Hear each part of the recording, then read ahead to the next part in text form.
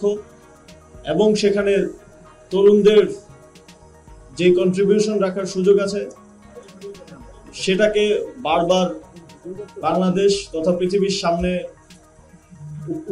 উত্থাপন করতে চাচ্ছি। আপনারা জানেন জুলাই গণঅভ্যুত্থানে তরুণরাই এই গণঅভ্যুত্থানের চালিকা শক্তি ছিল এবং গণঅভ্যুত্থান পরবর্তী বাংলাদেশ বিনির্মাণে এখন পর্যন্ত সবচেয়ে বেশি অবদান রেখে যাচ্ছে তরুণরা।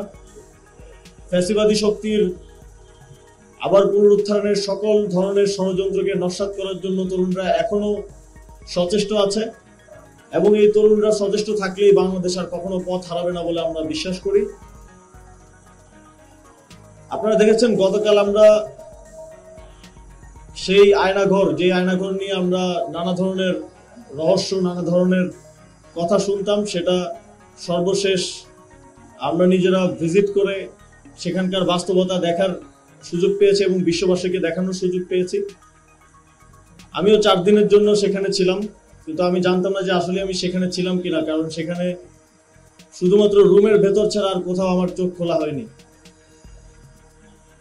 আপনারা দেখেছেন যখন পুরো বিশ্ববাসী আয়নাঘর দেখলো, তারপরেও ফ্যাসিবাদী শক্তি সেটা অস্বীকার করার মতো নির্লজ্জ অবস্থান নিচ্ছে, কিন্তু সেটা করে আসলে কোনো লাভ হবে না, কারণ ইতিমধ্যেই জুলাই গণঅভ্যুত্থানে তাদের গণহত্যা ইন্টারন্যাশনালি ডকুমেন্টেড এবং প্রকাশিত হয়েছে এবং এই আয়নাঘরও ইন্টারন্যাশনালি ডকুমেন্টেড এবং প্রকাশিত হবে।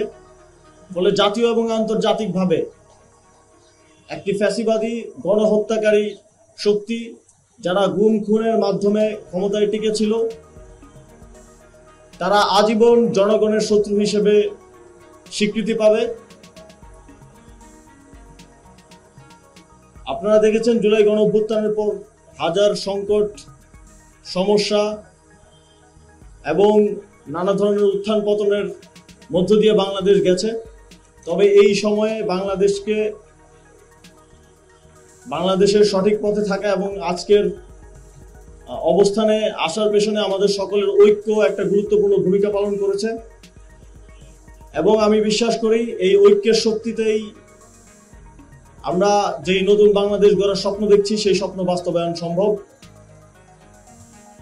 এবং এই মৃত্যুঞ্জয়ী তারুণ্য যারা জুলাই গণঅভ্যুত্থানে তাদের জীবন দেওয়ার প্রত্যয় নিয়ে রাজপথে নেমে এসেছিল, তারা নতুন বাংলাদেশ গড়ার প্রত্যয়ে এখন বিভিন্নভাবে কাজ করে যাচ্ছে, কন্ট্রিবিউশন করছে। এই তারুণ্য যতদিন সঠিক পথে থাকবে আমরা একটি আদর্শ বাংলাদেশ গড়ার ক্ষেত্রে আশাবাদী এবং এদেশের জনগণ দীর্ঘমেয়াদী এই গণঅভ্যুত্থানের সুফল ভোগ করতে পারবে বলে বিশ্বাস করি। সর্বোপরি তারুণ্যের উৎসবকে সফল করার জন্য, তারুণ্যের উৎসব ঢাকা বিশ্ববিদ্যালয়ের পর্বকে সফল করার জন্য আপনারা যারা অক্লান্ত পরিশ্রম করেছেন এবং করে যাচ্ছেন,